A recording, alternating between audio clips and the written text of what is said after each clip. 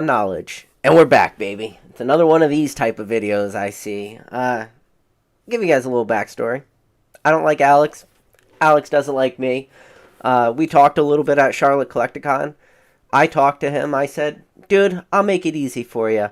Just stop talking about me. I'll stop making videos about you. It's that simple. And he goes, yeah, but I never mentioned your name. I said, come on. I said, you keep poking at me. You keep bringing me up. You might not be saying my name, but you keep bringing me up. And he's like, oh, okay, I won't bring you up anymore. You could go back, watch any of his most recent lives. Anytime the Chinese market gets brought up, he talks about, YouTubers shilling it. They're only shilling it for their benefit. They don't care about their market. They're just trying to make money, and they're just playing everybody as a sucker. Listen, who out there in all of YouTube land is talking about the Chinese market? If you can find me a YouTube channel that's not named PokeKnowledge Cards, find me that channel that is talking about Chinese cards, please. So obviously he's talking about me, doing exactly what I asked him not to in Charlotte. He agreed with me. He's like, okay, I will stop talking about you because I told him. I said, this is what you were doing. You kept poking. You might not have been saying my name directly, but there's nobody out there when they think of Chinese market and they think of a YouTuber talking about it. Please tell me down in the comments below what YouTuber is talking about the Chinese market, because I can't think of any. The only one that even makes videos remotely on occasion is me. So he didn't keep his end of the bargain, and I told him, I said, dude, I got plenty of thumbnail ideas. I'm still waiting on the PK rant number 3. Like, for the first one, it was me. The second one, I had Hot Shot Part Deuce. And for the third one, I got a great thumbnail idea with Rambo number 3. It's going to be great. Can't wait for that video to eventually be released. There's always constant entertainment value there. Some people love it. Some people hate it. But this is the truth. And I just want to talk about what Alex said, about what Danny said. So I went back and I rewatched Danny Phantump's video, because what Alex was saying, I was like, I don't remember Danny saying any of this. And in the Pokemon hobby, and just in debating or in life in general, there's different ways you can go about stuff. And one of those is the straw man argument. So what the straw man argument is you're pretty much refuting an argument by mischaracterizing or arguing against a false or distorted version of what was said. So an example being, I went back, I watched Danny's video. In Danny's video, all he was really doing was he starts off his video. He talks about how he was watching, on Instagram, somebody talking about how they just got back into investing. They happened to pick up a base set Charizard in 2013 for $50. They looked at it later. They found it was worth $1,500, and then they became a investor, and then they started making all these investment videos. And one of the videos he talked about, the investment guy that Danny Phantump was criticizing, he talked about getting into Lost Origin at $130. And so what Danny did in that whole video was he looked at the last year graph, and Danny really focused on pretty much January to present. So really that's not a full year, because we saw a big spike up that came right before January. And then all Danny pretty much said in that video, and you could go back and you could quote him, he's the whole topic of his video was sometimes you just move on if you miss the boat. And what he was doing was he was looking at the last year of a lot of these sets and saying, in the last year of a lot of these sets, prices have been more or less stagnant. And he pulled up the TCG player chart, and yeah, some of them went up a little bit, but for the most part, they were stagnant. So from January to present, I have his video right here, Danny's, what he was talking about. So Sword and Shield base has been stagnant. Rebel Clash has been pretty much stagnant. It actually, so all these sets, if you bought them in the last year, you're more or less broken even. Darkness Ablaze, if you bought Darkness Ablaze in the last year, you're actually a little down. You haven't even made money. Vivid Voltage, let's see, Vivid Voltage, you're actually down if you bought it this year at its high. Battle Styles, you're pretty much even if you broke it, or if you bought it this year. Chill and Rain, you're up a little bit, so that's nice. He does talk about it in his video that one of the outliers is Evolving Skies, but I don't think anybody's really questioning Evolving Skies. And then he talks about Fusion Strike. Fusion Strike is more or less broken even. You actually made a little bit of money in Fusion Strike if you bought it in January and you held to it today. But sadly, Brilliant Stars, which is one of my favorite sets of all of Sword and Shield block, if you bought Brilliant Stars in January right before that reprint, you're actually down a pretty decent amount of money. Right now, current market price on TCG Player is $139. It had a high of $184 for that box. And that's all. And then Astral Radiance. Astral Radiance had a pretty decent run up as of recently, but we've seen a little retrace in the market. And again, you're about even with Astral Radiance. Some of these you're up in, you could be up like a small percentage on each one. But that's all Danny was doing in the video. He was criticizing somebody that said maybe Lost Origin was a good purchase at 130, and then he just said maybe it's not. And then even like Lost Origin, he talked about there was a big run up for Lost Origin, like right around April, May of this year, and it hit a high of 169. But right now, Lost Origin is at that market price of 130. So if you bought it in January, you held on to it till today, you broke even. That's all Danny was trying to do. But somehow, Danny just talking about the last year's worth of prices, talked about being even for a lot of these products. And Danny using the phrase, like, maybe if you didn't buy some of these products, like, maybe you missed the boat on a little bit. So what Alex did is, Alex says, well, one of the things Danny mentions a lot is MSRP. And then Alex says, I don't know anyone who ever buys product at MSRP. So this is that straw man argument. So I can straw man Alex's argument, like, very simple. Because Alex shows all the booster boxes at their all-time lows. He talks about showing gains from, like, all the Sun and Moon sets and the Sword and Shield sets. If you bought them all at their lowest, you could, like, outpace the S&P 500 by like 500%. These booster boxes did absolutely phenomenal. But so to like straw man Alex's argument, you just say, see, well, what Alex is saying is you can't buy these things at their all-time low.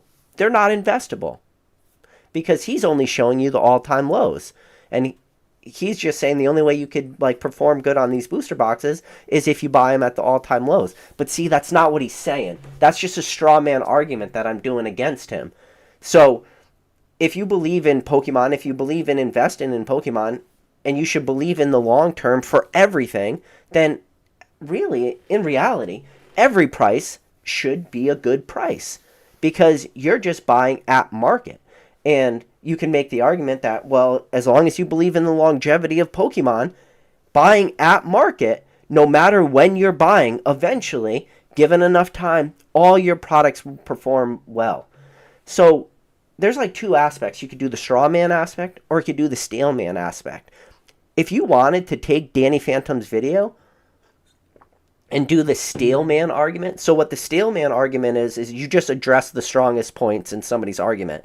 So in Danny's video, you could do the stale man, and you can say, well, let's extend this timeline. So instead of just looking at it from a year, why don't we just look at the all-time highs for some of these sets? What if people bought products at all-time highs?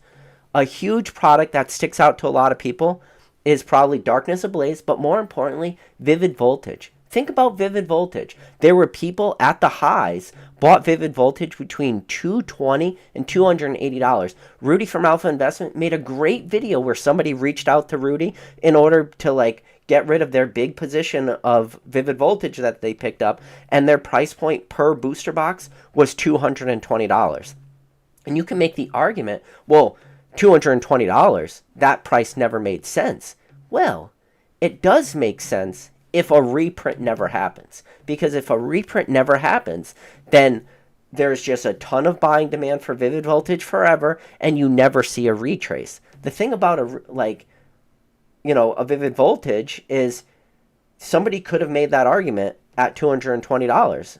So, and said that's a good buy, because this is what the market is going to be. There's not going to be a reprint. No, we try to time reprints, but reprints are not 100%. I'll give you a great example of a booster box that should have got a reprint, never got a reprint. So think of a Cosmic Eclipse. Cosmic Eclipse, by November 2020, was when I was talking about buying Cosmic Eclipse to everybody watching this channel. Cosmic Eclipse booster boxes were $150. Cosmic Eclipse only released in 2019. So that was only a 1-year window that Cosmic Eclipse was released, and you could have bought that booster box at release for about $100, but I told people to buy it in November for $150. And a lot of people said I was crazy even for that, because they said Cosmic Eclipse is due for a reprint. But the thing is, Cosmic Eclipse never got a reprint, so prices never retrace. They just always kept going up. So you could actually look at Cosmic Eclipse and you can say, literally, at any point during that entire history of Cosmic Eclipse, from the day it was released till today, you could have made money no matter what price point you bought Cosmic Eclipse at. So that is a booster box that it doesn't matter when you bought it. You could have bought it 3 months in, 4 months, a year, 2 years, 3 years in, at any point along that line. It doesn't matter if that booster box was selling at an all-time high, because in November 2020, when I said to buy Cosmic Eclipse booster box, $150 was the all-time high for that. But now, look at what Cosmic Eclipse kept doing up. But now, why can Cosmic Eclipse play out like that? But then, if you bought Vivid Voltage at every single point along their trajectory, you didn't make money the whole time, because it got a reprint. So, like, this is the problem, too. Like, you can steel man Danny Phantump's argument and say, well, let's just look at the all-time highs. You know, a perfect example is right after Vivid Voltage, Shining Fates. At pre-release, Shining Fates ETBs were selling for $120. I saw confirmed sales of $130, $140 for Shining Fates ETBs. Think about if you bought Shining Fates at release for $120 or $140. You would have got destroyed. The next set that came out, Battle Styles.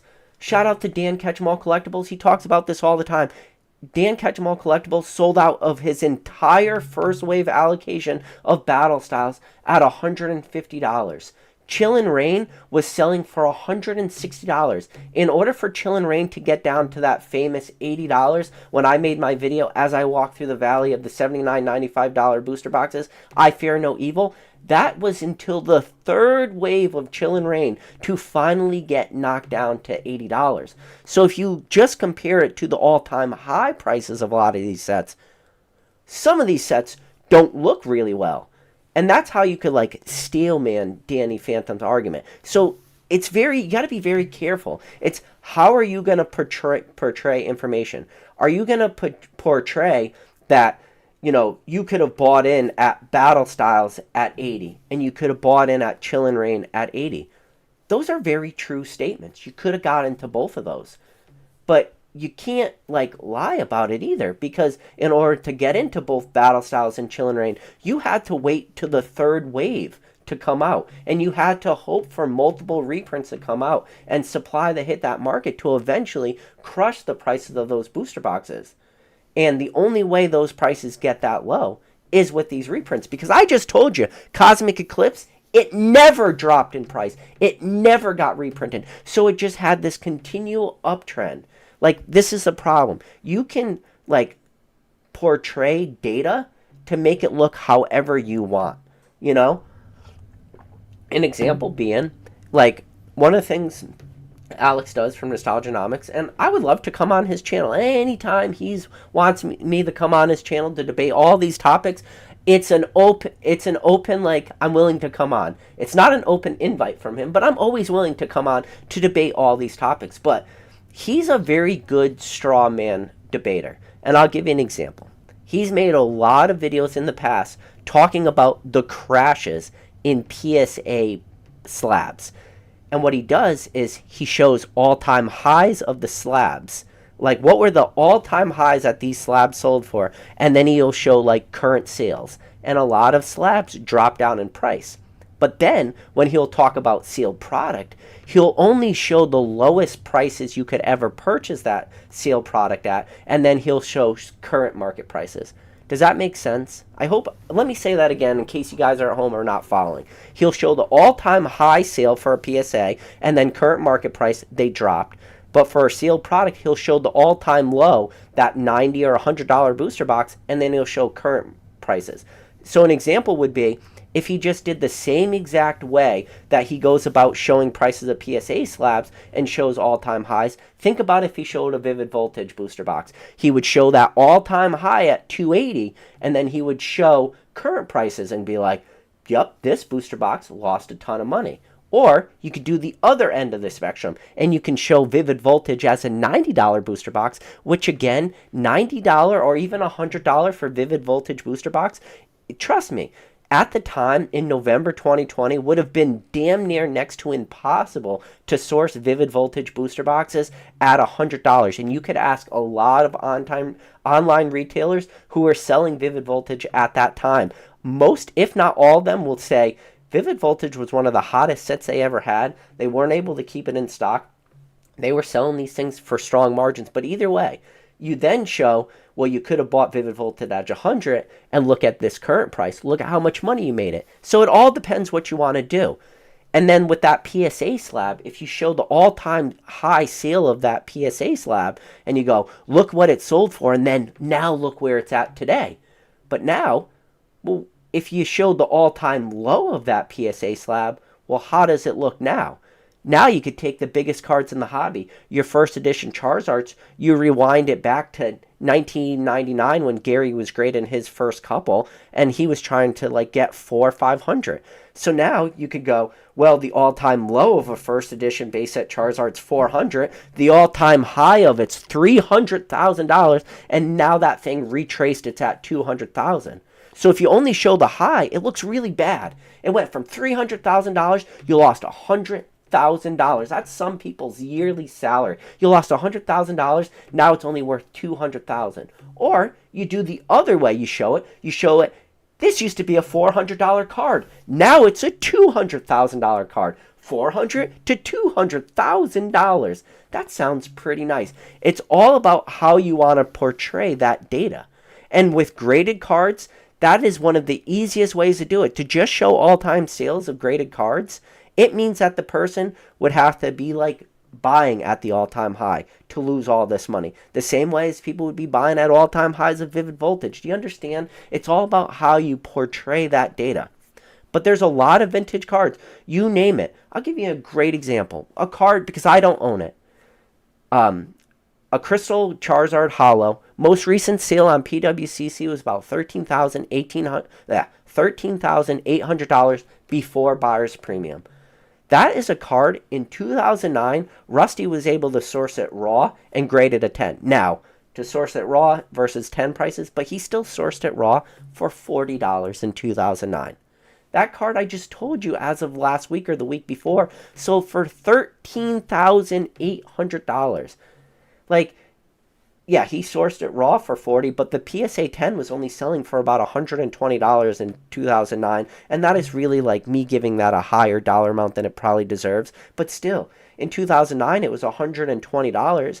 Today, in today's market, it's $13,800. Now, I could also look at that Charizard from that Crystal Charizard from Skyridge, and if I wanted, I could portray that data to look terrible for that card. I could show an all-time high sale of that card for $16,000. And now look at it. That card went from $16,000. Now it's only selling for $13,800. That sounds really bad. It sounds like you lost thousands of dollars. Or I just portray that information as in you just bought it for $120 a decade ago or 2 decades ago, and now look at how much it's worth. Now it's worth $13,000. It's all about how you want to spin your narrative. Do you want to spin it so it looks positive in your favor? And the problem is with this hobby, there's so many nuances. So like Danny Phantump's video, I went back and watched it. If I wanted to and go back and change what Danny's meaning of his video was when he was just talking about the last year of sealed product in Sword and Shield and talked about the stagnation. There was nothing he said in that video that was false. It was true. He pulled up all the TCG player charts. But if I want to go back, I can make his video look terrible. I could go back and quote $90 booster boxes and how all these booster boxes have made so much money. Or I can make it look even better, and I could quote $280 Vivid Voltage booster boxes, and the numbers look even worse. It's all about how you want to portray that data, and that is what that, like, ultimate straw man argument is. It's just you're mischaracterizing people's arguments, and you're taking it out of content and context, and you're making it look like something else. I'll give an example of an argument that could easily be straw man. It's something I'll say.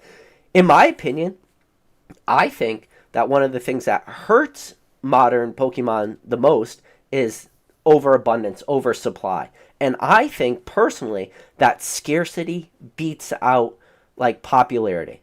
And a lot of people would probably go against that. I'll give you a perfect example of scarcity versus popularity. As of Sunday, so at the time recording this video, it's Monday, so literally yesterday. Shout out to TCA Gaming. He sold an EX Emerald box on eBay. It sold for $13,100.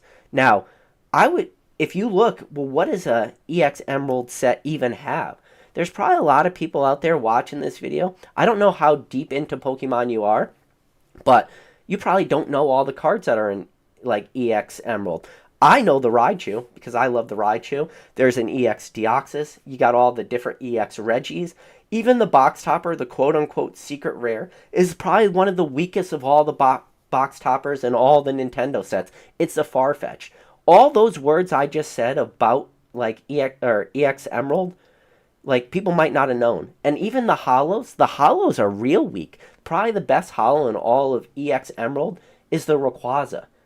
All these things I just said, don't get me wrong, there's a large majority of the people that are going to watch this video are going to be like, PK, I knew all the Regis are in EX Emerald. Of course I know that Raichu. Of course I know the EX Deoxys. Of course I know that Rayquaza hollow.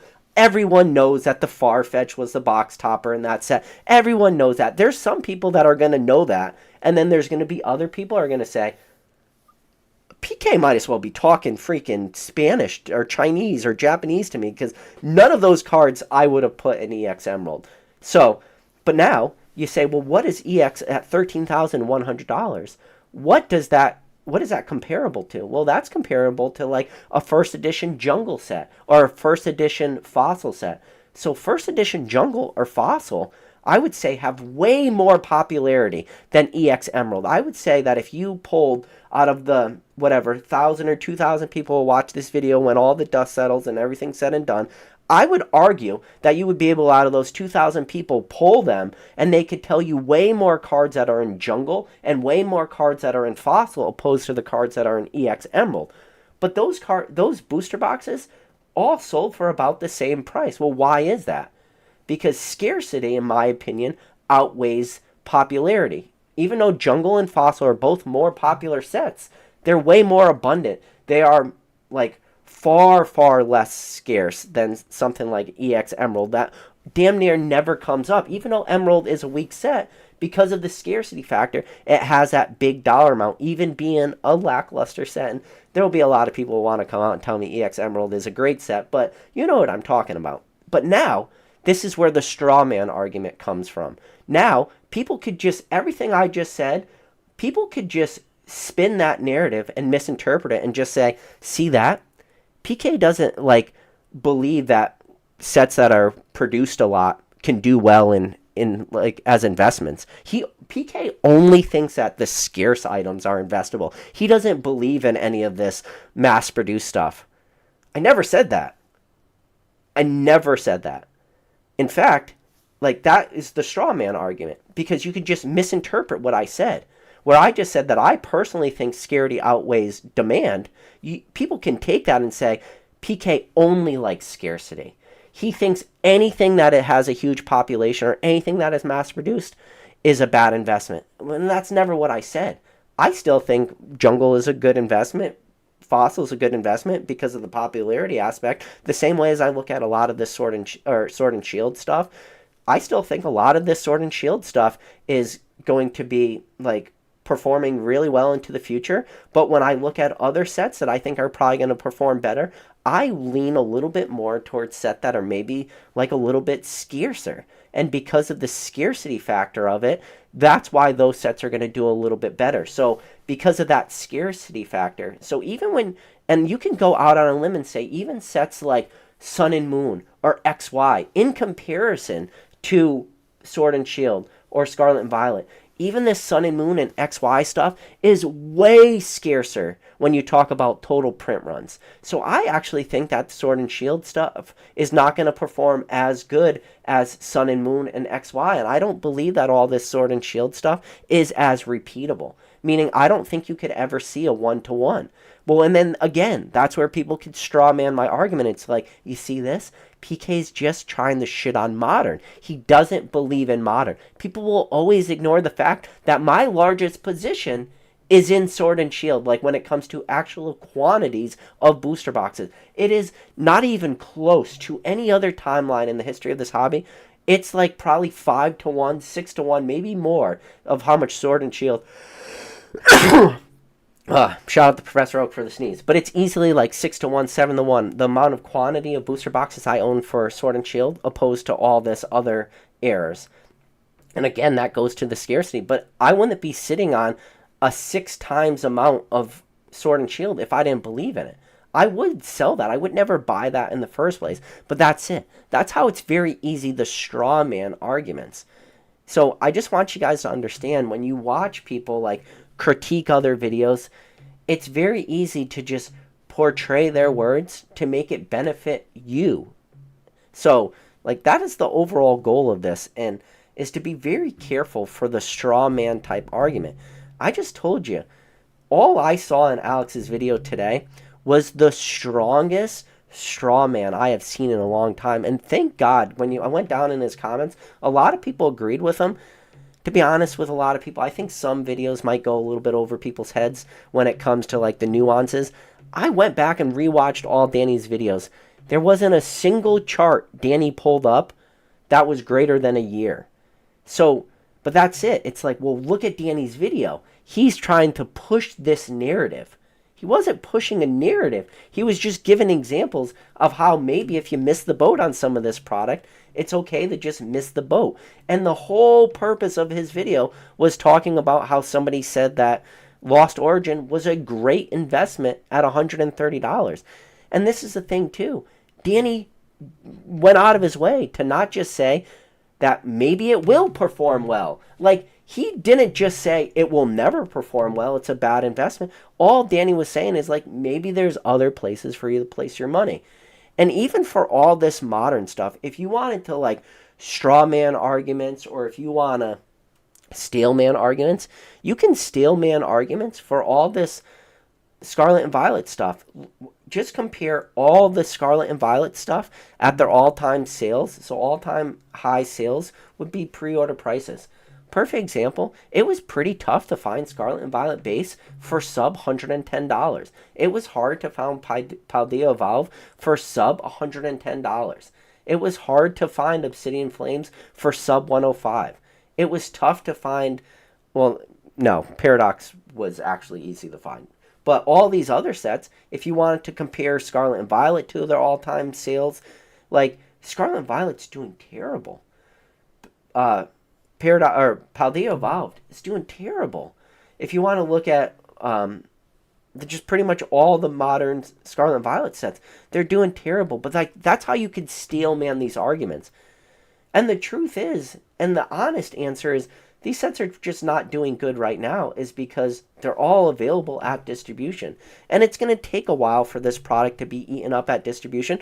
But mark my words, you could timestamp it right now. I promise you, whenever the day comes, and I don't know when that day will be, but eventually this product will no longer be available at distribution. I don't know if that's going to be a year from now, or 2 years from now, or we see some kind of timeline back to Black and White took greater than 6 years, 7 years to be flushed out of distribution before Black and White started to go crazy. Perfect example, like Call of Legend packs and stuff like that. You know, maybe not so much Plasma Storm, but definitely Plasma Blast and Plasma Freeze too. But Plasma Blast, you know, Plasma Blast packs, it took a long time for Plasma Blast packs to really go up in price. But that's because it was available at distribution for a long time.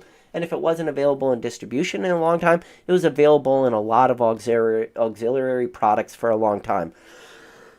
Whether that's collection boxes or tins. But eventually, that supply was eaten up, and look at what even something like Plasma Blast did. Eventually, it went crazy in price. And you can mark my words, eventually, whenever Scarlet and Violet is no longer available at distribution, the last reprint comes, those things will all be investable if you got in at the right price. The problem is, and where the nuance of the conversation happens is, are there other opportunities that will make themselves available before that happens? Meaning, from the, when you look at like a Scarlet and Violet base or a Paldea Evolved, if it takes 3 years for that to no longer be available at distribution, or 2 years, if you sit a bunch of money in a bunch of booster boxes, are you just losing out on a lot of opportunity costs for stuff? But this is the thing. You can just always straw man arguments. So in the future, when Scarlet and Violet is no longer available, you can be like, see this? PK didn't think you should park money in Scarlet and Violet. But look, now that Scarlet and Violet is finally like going up in value, look at how much money everybody could make. Now PK is saying, oh, Scarlet and Violet was a good buy and all this stuff. It's like, it's just how you straw man the argument. You could always phrase it in a way that works out best for you. So that's the problem. I think that's what we're always gonna. That's how it's always gonna work out. So I want to test out some stuff. I like that the people that are mad. I want to go read the chat now. Let's see what the chat is saying. Oh, I did real quickly see we got number 1 mod in the game. So Magic Carp Collector says Alex just watches PK and Dan's video and calls them the Cabal. Anybody who is just not with that narrative of, I don't even know what his narrative really is. It changes. I would love to come on his channel, have a debate with him. I would love for him to stop talking about me in videos all the time, too. He loves to talk about me on every video. He loves, anytime somebody mentions the Chinese market, he loves to talk about how there's YouTubers out there shilling the Chinese market, and they're only doing it for their own personal gain, and wait a couple years, and when all the Chinese stuff is not valuable, then we'll see if these guys are talking about it. Who are these guys? I mean that. Let me know down in the comments, real time or after the fact, just say, hey, PK, this YouTuber who also talks about Chinese product, because I don't know any of them. The only person that I could even remotely think, talks about Chinese product is kind of 2 people. One is PTCG Radio, because he just talks about any product that is released. So he kind of talks about the Chinese market, but I wouldn't consider him the go-to authority on Chinese. He just talks about any promo that's being released, any new product that's being released, whether it's Japanese, Chinese, English. PTCG Radio covers everything. So I don't think of him as a Chinese product shill. He talks about Korean, he talks about all things. The only other person that even kind of dabbles in the Chinese market is PokeRev. And by saying PokeRev, I mean PokeRev will open up a Chinese product on his channel. That's just kind of what PokeRev does. PokeRev will literally open any new Pokemon product. It doesn't matter the language, as long as it's content for his channel and people will want to watch that. PokeRev will open that. So I think he's doing it definitely from a content standpoint, and I don't think PokeRev is building any positions in Chinese product. He just does it for the views to open up a different product. So other than those 2, who the hell is Alex talking about if he's not talking about me? Which means he just, we had a conversation. He said he wasn't going to talk about me, and I told him it's not about mentioning my name, man. It's about just talking about me in passing. He still wants to do it. So people are saying PK and Alex are besties, right? I don't like Alex. Alex doesn't like me. That's for sure. So, Navid, appreciate you being a subscriber. He said, I thought PK would keep Nostalgianomics' name out of his... Absolutely not. No, I got so many thumbnail ideas. I want this. I told Alex when we were in person, I said, I just want this to keep going. I said, just like Rattle Pokemon has his 69 video thing, I'm going to have my name. And, yeah. Let's see. Uh, oh, we see. Wait, do we got Tear Bear in the chat? Oh, yes. Terry Lake said, I'm just happy to catch you live. Tear Bear, appreciate seeing you in the chat. uh, so Kevin Clare said, come on, guys, you 4x your money on Evolving Skies in like 2 years. And that's the thing, too, is people would just be like, PK is mad that Evolving Skies went up. Like, that's how people would change the narrative. But if you go back and watch, what was one of my biggest positions I had in any Sword and Shield booster box? Think about it. It was, one, the biggest position I ever had was Chillin' Rain. But my second biggest was Evolving Skies. And Evolving Skies was a booster box I talked about buying more than anything else. Shout out to Gear and M. You know, believe me, Gear and M reached out to me.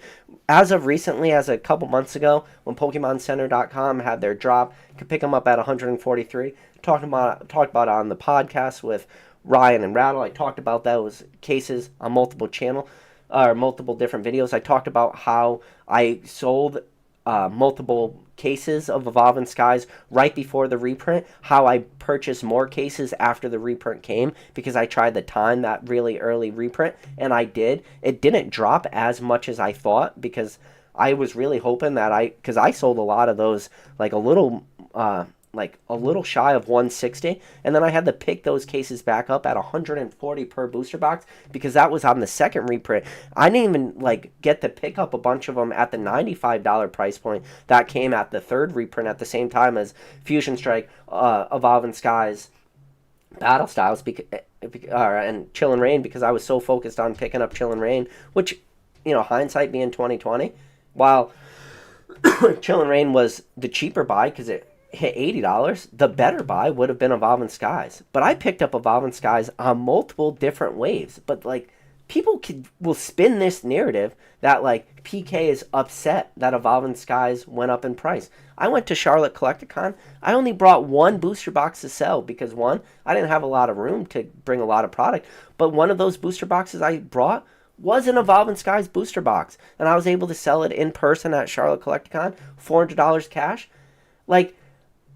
I like Evolving Skies. I like the fact that I made a lot of money on Evolving Skies, but people have this innate ability to spin your words and make it sound like, you don't like anything. You don't like modern. And to be honest with you, thinking about how many cases of Evolving Skies I have now cycled through in my life is probably more than most people in this entire chat cycled through. There's very few people, I bet, that have cycled through greater than 6 cases of Evolving Skies.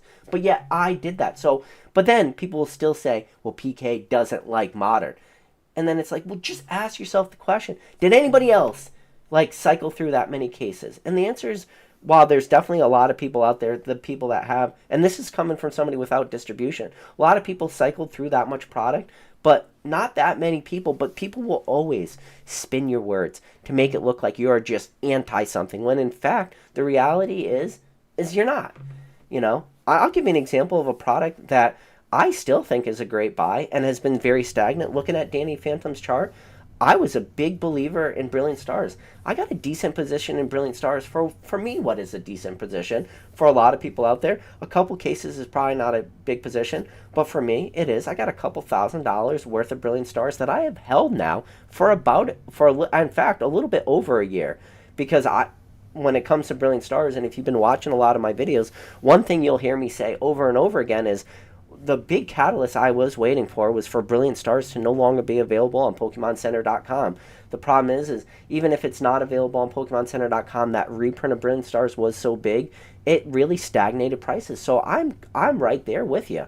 I got tons of money stagnated in Brilliant Stars. But then some people will still say, PK doesn't believe in this stuff. Well, if I didn't believe in Brilliant Stars, I would have sold it at a loss. But I'm not selling. Well, in fact, I'm actually not down on any of my Brilliant Stars, but if you were to take in shipping and fees, then I would be down. But I haven't sold any of this stuff because I still believe in this stuff. But it's just all about how you want to spin people's words and how you want to make that narrative work for whatever you're looking for. So Pole Father said, honestly, if you account for inflation, buying booster boxes for at least under $100 puts it in the clear long term. And that's true, you know. But the problem is you could do the straw man for anything. Like, there's a lot of booster boxes that even if you picked up at in the history of this hobby for under $100, like there's steroids, there are decent periods of stagnation for a lot of booster boxes, you know. So,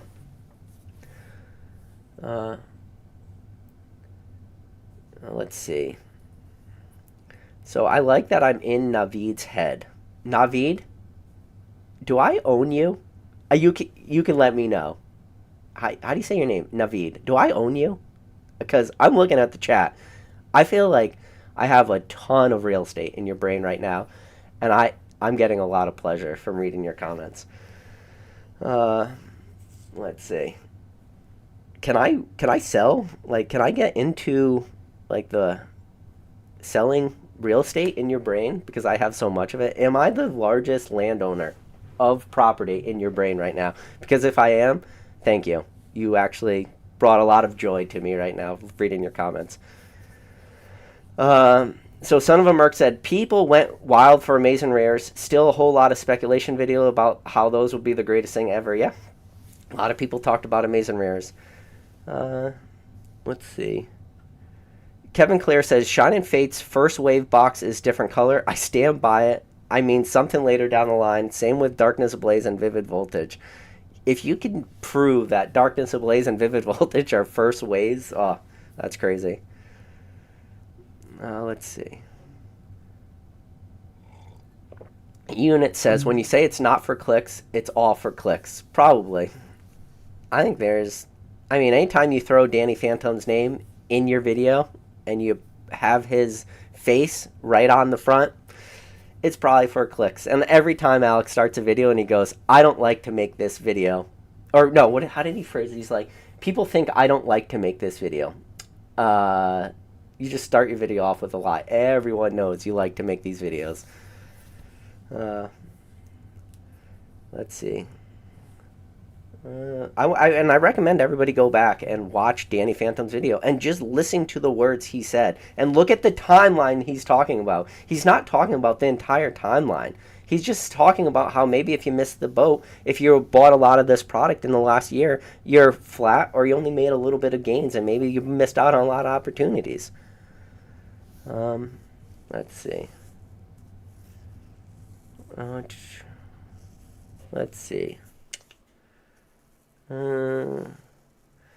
Chef954 said Danny is our sweetheart, and that's a problem too. Is you taking shots at Danny, man? It's like one thing when you take shots at me, but you take shots at Danny. Like Danny's like this evil manipulator, and he's not. He just shows the numbers, and the problem is Alex, like he always says in his videos, just show me the numbers. Everybody always talks, but they never want to show the numbers. That's all Danny does, is he shows the numbers. But anytime Danny shows the numbers, if those numbers don't agree with that narrative that he's trying to push, there's always like a response video. This is not the first time Alex has made a response video to one of Danny Phantump's videos. In fact, this is the second time he did that because he just keeps pushing against him. And he keeps doing the straw man argument. He keeps taking it out of content. Danny will talk about prices only within the last year. And, you know, Nostalgianomics, Alex, he'll quote $90 booster boxes. And it's like, what video are you watching? We're watching the same video and you're getting two totally, like, different things. What Danny put in this video is correct. A lot of these prices are stagnant or down if you are holding them for the last year, especially since January. Now, like I said, if you look at it just for November, every single month or every single chart from November had that huge run up to January. Pretty much from January to now, it's more or less stagnant. You haven't made a lot of money. Let's see. So, Did Jen said, let's be honest, PK only making this video because he hates Nostalgianomics. True. I'm not denying that fact at all. We do not get along. I have never been attacked by somebody as much as he has attacked me. He made multiple videos about me. Like, one of the things I try to do on my channel is I try to bring a lot of people on who have different points of views in this hobby and could bring different perspectives to this hobby. And if you go back, I got a lot of lives. I brought on a lot of guests. A lot of those guests that I brought on, I tried to have them share their backstories in this hobby. Tried to have them, share their knowledge, share their insights. I don't want those people to keep secrets. So I ask a lot of questions, and a lot of people learn a lot from the people that have been on my channel as guests. So when Alex makes a video and he starts it off with, "Congratulations, PK. You are officially the biggest gatekeeper in this entire hobby." I look at this is a big hobby. There's a lot of people in this hobby. But yet, I am the #1 gatekeeper out of everybody. Meaning, there's nobody in this entire hobby, according to Alex, who is a bigger gatekeeper in this hobby than myself. Even though I also had Alex on my channel. But yet, he wants to do it. He wants to keep bringing me up. He wants to keep talking about me on videos. It is what it is. Oh. Let's see. Yeah. A lot of people are like doing the call to violence thing. They want to do the box and fight stuff. Listen, it's conversations. And I do not support or condone in any way. Absolutely not do I condone any violence. And I want people to really, really like not do that. And I know like Alex in a way like makes the videos talking about like violence and stuff or shows of violence, like kicking the kickback or the boxing bag, talking about going to Charlotte Collecticon to go face the Cabal in person, and then you have people in Alex's comment section like talking about like bringing weapons with them, and I don't even want to say the G word because I'm afraid I'll get kicked off of YouTube, but you got people like talking about bringing like big time violent stuff with them, and those comments are not needed in this hobby. They shouldn't be in this hobby. And again, if you don't know the comment I'm talking about, go into the Rattle Discord. You could go into, the Professor Oak Discord and be like, "What is PK talking about? Can you show me a screenshot of that?" And there's still people with screenshots of that. That's a very dark part of this hobby, And, the sad part is we've had like instances of terrible violence that has happened. Like 2015 World sticks out as like a really bad one and something a lot of people don't want to talk about because it's a dark cloud on this hobby. But you had people threatening about bringing weapons to 2015 Worlds, and because they did social media posts for that, those people were stopped at the hotel and they weren't able to go to 2015 Worlds, and they were bringing weapons with them. And who knows what would have happened if those people were not stopped. So when you have somebody making a short, kicking a bag, talking about like pretty much violence, which I don't know how that's not portrayed as violence, but then you also have people in the comment section, like it's very easy to incite that sort of violence from people if you're portraying the wrong message. And, I'm not going to lie to you, there was a little bit in the back of my head, I was worried that like, am I going to get some kind of crazy extremist that because we're having like a Pokemon beef online, because he is clearly like showing that violence is potentially like, I don't even know what his goal was for that video. And I know Opossum Bud came out and made the rebuttal video about that and like showed how silly it was. But like there's a place for certain things in this hobby, but I'm going to say it again. There is absolutely no place for violence in this hobby. So I do not support that at all. And I do not like that some people do support that. And I talked to Alex about this when I saw him in person. I brought up that exact situation to him, and I told him, like, that is bad. And, he's just a strong believer, and don't delete comments, don't ban anybody, don't do anything. Listen, I'm going to tell you guys right now, if you put a comment like that in one of my videos, I promise you it will get deleted, and you'll be banned from my channel. And I'm not going to feel bad about that. But, like, in some way, if he were to delete a comment where somebody like was inciting like terrible violence against another person, but like he would somehow be wrong, like you gotta put a line in the sand somewheres. If you're just gonna support everything, it's like it's not a great way to put it. Let's see. Zardlurkin92 said, "PK, loving your videos. Appreciate you, Zardlurkin92. Let's see.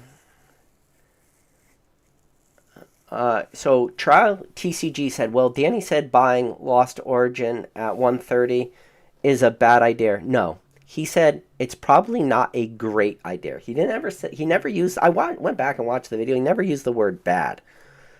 Kevin Clare says, I blame China for this mess. Yeah. Terry Lake says, I agree with you 100% on this. He manipulates the numbers for his benefit. I think he ran his mouth about Danny for views. Danny is damn near a saint. He doesn't talk trash on anyone, and that's a problem too. Danny doesn't talk shit on anybody. Oh my god, we got number 1 mod in the game. Drew, we missed you. It's only been like 2 videos, but you were missed, I promise. Let's see. But, let's see. And I would love to go on Nostalgianomics channel and talk about all this stuff with them. And I want to make it as open because I think there's 2 sides to everything. And I think it's important for us to, like, debate this and have a conversation. But I will want to go on his channel. I don't need him to go on my channel. I talk about him enough. He's already been on my channel. He's been on my channel. I want to go on his channel because he portrays a narrative that is very, very much straw man arguments. And he only is really bringing on people recently that either, one, don't want to, like, have true debates, or, like, they're just in 100% agreements with him. And I think it's important to, like, get the different sides. And the problem is, and the truth is, from the outside looking in, everyone's going to, if you had nothing to do with Pokemon, and even if me and him were having quote-unquote the hottest debate in this entire history of this hobby, to somebody that knows nothing about Pokemon, they would be like, I don't even see the difference in what they're talking about. They both like Pokemon. They're both talking about how it is investable. They both like certain products. They don't like certain products. They would have no clue. It's just when you get into the nuances of this hobby that you're even able to recognize the differences between me and him. But I would like to, like, give him the debate, like, that I hope he wants, but I don't know if he wants to debate. And it's out there, and I told him that in person. Anytime Alex is willing to have me on his channel, I will make time, and I'll come on, and we can have a great debate. It could be on his channel. He could get all the views and clicks and whatever comes with it, because I think it would be important. Let's see. Yeah, Kevin Clare says people can say what they want to say, so PK can talk his shit too. Oh yeah, I mean, this is just my channel. I don't have, like, I don't really monetize much out of this channel. Like, this is just me talking, and this is what I love to talk about, and I love to hear the debate. And I think the truth is that the truth is never, like, black or white. It's always that gray area in between. I think that there is just a common ground, and the problem is nothing in this hobby is extremes too. You know, you can't say all sealed product is investable. You can't say all slabs are investable. You can say some product or some sealed product is more investable than others, because sealed product is a huge term. You can look at booster boxes. You can look all the way down to Electroid V boxes and shit. And, like, there's a lot in between an Electroid V box to a sealed booster box of Evolving Skies. There's a lot of stuff in between. So everything is probably going to perform differently. Now, if you have crazy timelines, you could probably say, well, maybe that Electroid V box is investable. But at what price point? Is it investable at MSRP, which is $119.99? Well, no. But you can go out and you can pick it up online right now for like $11. And then the question is, well, is that Electroid V box investable as a sealed product? Well, no, because you're always going to have to ship it. But does it get to a certain point where now you start to look at the packs in that Electroid V box, and then in the future, are some of those sets going to be investable, or are some of those sets going to perform well? And then you could actually use that Electroid V box, and you could cannibalize it down in the future and just sell it for the 4 packs that are in it. Like, that's it. Like that's the conversation. You could have the one extreme where it's like Electroid V boxes are not investable. They'll never be investable. Only Evolving Skies. Or you could have the more in-depth conversation, and you could say, well, how can you interact with every single product that exists out there? Because every product you might be able to interact with a little bit differently. And you could probably cannibalize it down. You could do certain plays. Some products are only investable because of maybe the promo that's in there. You know, maybe there's a great single in there. We talked about, I'm looking at the my Danny Phantom video right now, it's got a Sword and Shield base booster box in there. Well, one of the products I could think of that reminds me of Sword and Shield base, maybe it's not the booster box, but it's the Pikachu figure collection box. Well, if you just looked at the packs in that Pikachu figure collection box, those aren't great packs. It's like Sword and Shield packs, couple Rebels Clash packs. They're weak sets. Like raw packs for Sword and Shield packs, not really great. Rebel Clash, not really great. But well, what's the promo in there? Oh, it's the Scarlet, or it's the Sword and Shield 001 promo. The Pikachu with the Sobble, the Score Bunny, and the Grookey. That is a beautiful card. That is a card that makes sense for the promo. So it's just like, that's the problem. You got to talk about every single item individually and have these like crazy nuanced conversations about everything, because everything is not black or white.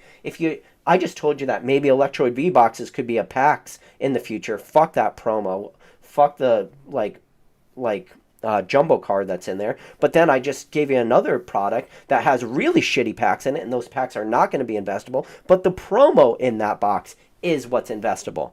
So it's like, you out there watching this, you're going to be like, oh, what PK just made sense. Packs in one product makes sense. The promo in another pack makes sense. But for other people out there, they're going to be like, I don't even understand what you're saying or why you're saying it, because that's when you get into the nuances, because the answer is never black and white. So, and the conversation is like, somebody could be like, what do you think of 3-pack blisters?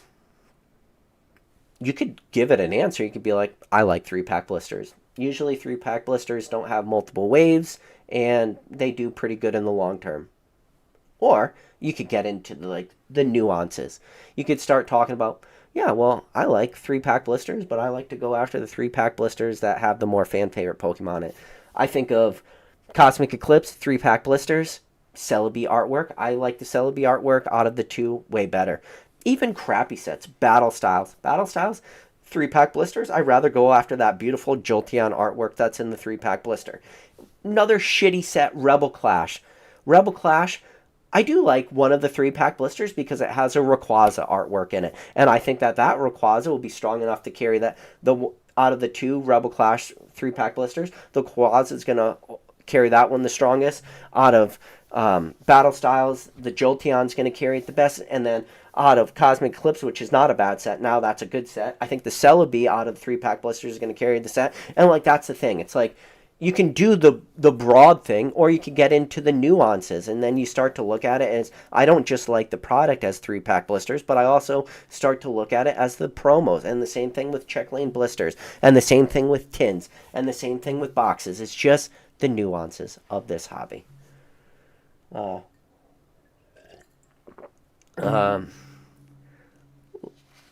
Leaf Green Goblin said, PK, stop acting like Nostalgianomics made a hit piece on Danny. Okay, because, yeah, that's not what it was.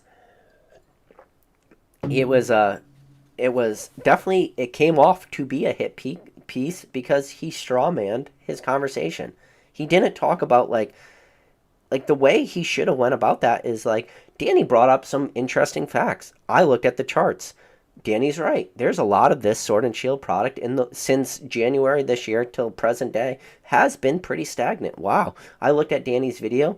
He showed a lot of products that are actually down in value recently. Like, Danny brought up some really good points in his video. No, it wasn't that. It was Danny's portraying like false information. He's only talking about MSRP price. He's not talking about the lowest price points he got in. He just changed the narrative. Everything that Danny said, it was just change it. Change the narrative. Danny talks about MSRP price. I'm going to talk about $90 booster boxes. Danny talks about performance in these booster boxes for the last year. I'm going to talk about the entire life cycle of these products. And it's like, that's not what he was talking about. You could always like change it.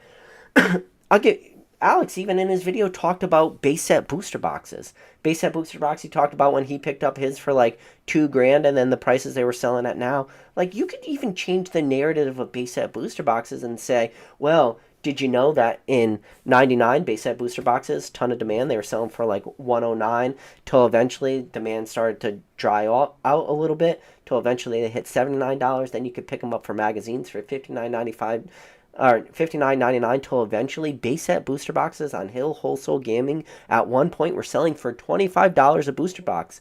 There was a period of time where booster boxes for base set went from $120 to $25. If you only talked about that timeline and you ignored the rest of the history of the run up of that product, you can do anything to make it look like something is a terrible investment.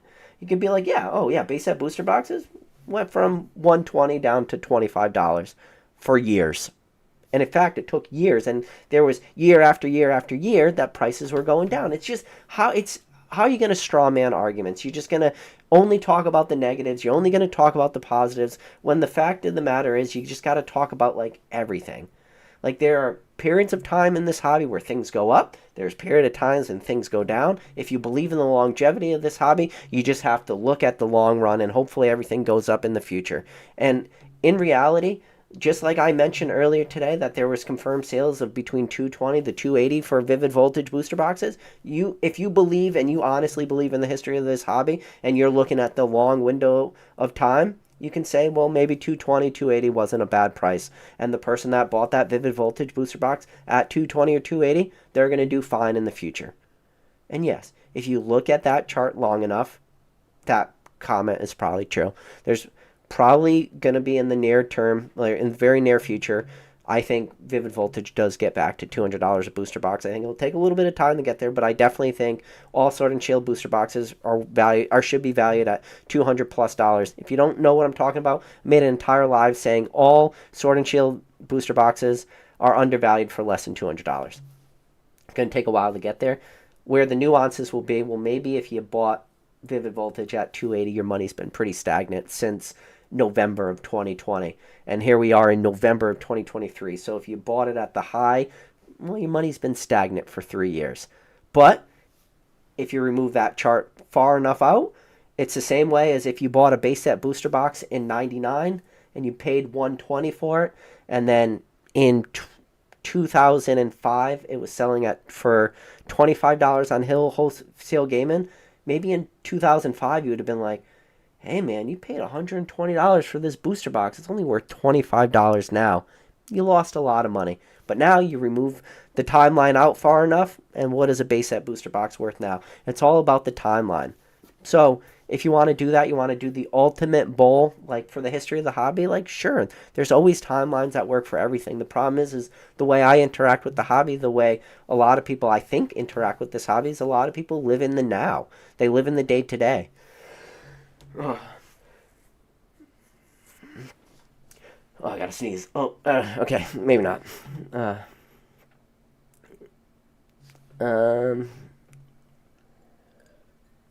Monkey said, Alex's video wasn't exactly vicious. Just ignore it if you don't like him. Nah. Don't want to ignore it.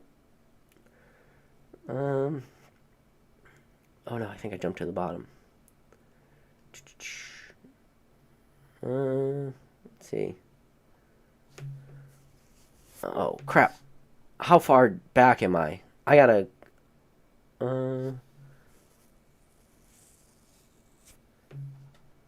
So Clear One said, PK, I talked to one of the Canadian vendors that I looked to since 2005. I seriously think that having the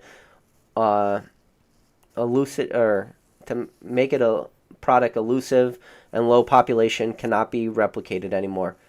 Yes and no. I think could come times where like product will become elusive and very scarce, but we're just not really there right now. We are in a time of just oversupply and heavy printer allocations. I mean, you could just look at the numbers. How many cards Pokemon printed now? Again, that's where you get into the nuances. Well, what were they printed? When you look at chases and you look at pull rates and you got to open up 1,000 packs opposed to potentially a booster box, like we're coming in. All right, what set are we coming into now? We're coming to Shining Treasures right now. Shining Treasures, Shining Pokemon. Everybody loves Shining Pokemon. Well, what was the first set that had Shining Pokemon in it? It was Neo Revelation. How many cards were in Neo Revelations? I think it was 64 cards were in the base set. The Gyarados is number 65, and the Magikarp, I believe, is number 66. I think that's right. So you have your two chases, your two first ever Shinings were only in a set with a total of 66 cards, with the Gyarados 65 and the Magikarp being 66. Like, you could go buy a booster box of Neo Rev and get damn near close to completing 100% of that set. And if you were to really want to complete that set and open it yourself, it was doable. All you had to do was buy 2 booster boxes. So yes, there's nuances even in that. So now when you look at, well, what do you got to do now to open one of your chase cards? Well, if you're looking for an actual specific chase card, you could put like a specific chase card, you could potentially have to open up 500 to 1,000 plus of a pack in order to pull that one specific card. Now, when you're just talking about like like a character rare or just like a secret rare or something like that, and you're just looking at all the secret rares in the sets, well, then your chances of pulling one of those is much less. But the actual one you want, it gets crazy. So you look at what Shining Treasures, how many packs you would have to open to complete a Master set to the first ever Shining set, which is Neo Rev, and it's like, it's not even close to comparable. And even when people look back and they talk about like great chases for like some of these sets, and you talk about like Gold Stars was 1 out of every 72 packs. So what is that? That's 1 out of every 2 booster boxes you're going to pull a Gold Star. And at the time, that's the highest like, chase factor of any standard product. You go back to the beginning, you look at base set. Base set had 16 hollows in it, but one of them, the Machamp, came from the 2-player starter deck. So out of base set, you could only pull out of a pack 15 potential hollows. Out of a booster box, you're going to get on average 12 heavy packs per booster box. So in a perfect vacuum where you pull, one of each card and you don't pull duplicates, really, you only have to open up 1 booster box to get 12 and then a couple extra packs to get those other 3 hollows. Things are just not the same. So, like, that's the nuances. So, when people say, oh, well, look at all the cards that are printed, then you have this long conversation. That's a problem. A lot of nuances. But that's the thing, too. You could straw man that argument, or you can steel man that argument. There's so many things you can do, Let's see.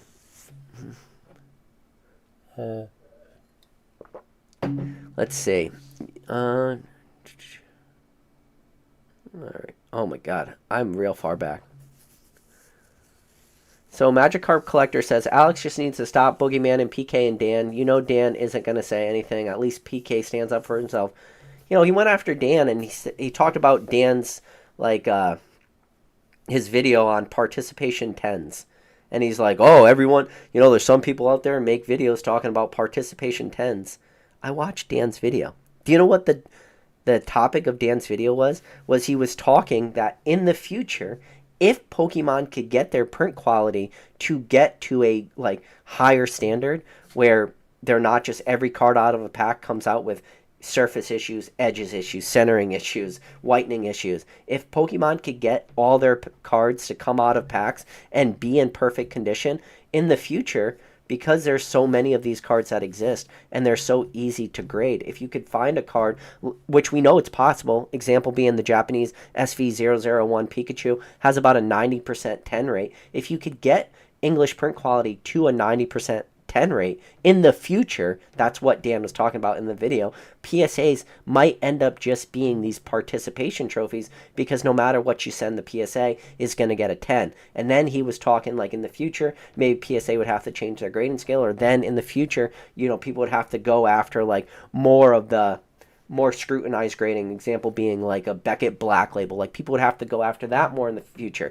That's what Dan's video was talking about. But instead, Dan got strawmanned. And it's, PSA 10s are just participation trophies. Ignored all the things Dan talked about. If Pokemon could get their printers up and running, if they get their head out of their ass, and if they can make good quality card, ignored all that. Just strawman Dan about freaking PSA 10s being participation trophies. That's what you can do, though. But the thing is, and there's a beautiful part of this, too. Long videos like this, hour-plus videos, most people's attendance spans are not like strong enough to make it an hour. So you could straw man anything. You could straw man a million things I said in today's video and take anything out of context if you wanted. Anything. But like, that's the thing. That's why I'm willing to sit down with Alex and have a one-on-one debate with him on his channel, because then this way, if he straw mans me when we talk, at least that's when I can like defend myself. You know, when I was on Alex's, or talked to Alex in the past, like, one of the things Alex asked me was, what do you think about PSA 7s? What a question. That is still my favorite question anybody has ever asked me. What do you think about PSA 7s? It's like, how do I answer that? Name the card. It's like, just PSA 7. What do you think of PSA 8s? What do you think of PSA 9s? What do you think of PSA 10s? If there's like no follow-up to that, I don't know. But then again, Alex also says I'm in the Cabal, and Cabal is also known as CGC graders, and if anybody is not new to this channel, they know I am the biggest advocate of CGC in the entire world. Nobody loves CGC more than PK. Nobody has said more positive things about CGC than PK. So obviously, I must be a huge member of the Cabal because I love CGC.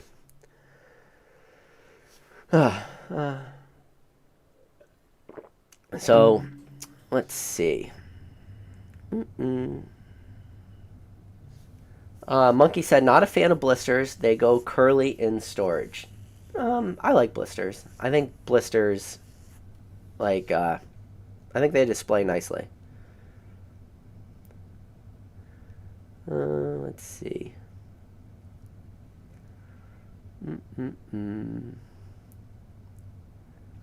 Let's see.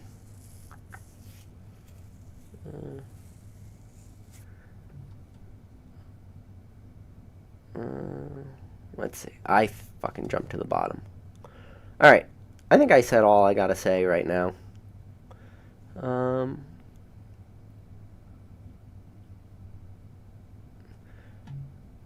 So, this is the thing. Red Card Ass says, people looking at 12-month time frames of how boxes are performing are missing the point and not understanding the concept. I think you're not understanding the concept is when you make a video talking about 12-month time frames, that is the entire concept. It wasn't this overarching video Danny made about how Pokemon investing sealed product is like a poor investment or anything. He was just talking about certain products at certain price points right now today, and how if some people miss their boats, maybe it's not worth it to buy. That's what he said. He said, if people miss the boat. He used those exact words. If people miss the boat on some of these products, maybe they don't want to go in at certain prices. So I think everyone is just, when you say people looking at 12-month time frames of boxes are performing are missing the point. That's not what his video was about. Let's see. Let's see. So, Athletics and Antique says, what is the over-under of Nostalgianomics making a response video, the PK's response video to Nostalgianomics response video to Danny's video? Dan, he could have me on. We could have it on, person to person. And then Son of a Merc said, then Danny responding to Nostalgianomics video, responding to PK's video, responding to Nostalgianomics video, responding to Danny's video. That sounds... it's just a never-ending cycle. But no, I just don't like the straw man argument. I don't like people misinterpreting people's words, mischaracterizing what they were trying to say. All Danny did was make a video showing the prices of sealed product in the last year, how some of them has been stagnant, some of them have gone up, like Evolving Skies, some of them has gone down, and then you make a video where you're quoting $90 booster boxes, and you're quoting base set booster boxes you bought at $2,000 and run up and hype and all this stuff, and it's just focus on what he said in the video. Don't straw man his argument. As always, appreciate every single one of you guys. Maybe I get lucky. Maybe Alex makes a response video to this tomorrow, and then we get to see the Rambo 3 thumbnail. Can't wait. As always, guys, appreciate every single one of you. If you get a chance, smash that like button. If you don't like me, do me a favor. Fuck you. Smash that dislike button, because you want to know why. It also helps pump this video out through the YouTube algorithm. Even though you don't like me, I might not like you. You're still going to help out this channel. Hate watchers are the best watchers. Some of the best retention you're going to get on a video is through hate watchers. So for all the hate watchers out there who dislike me, go fuck yourself. But thank you for watching this video. I live in your brains. As always, guys, I'll catch you on the next video.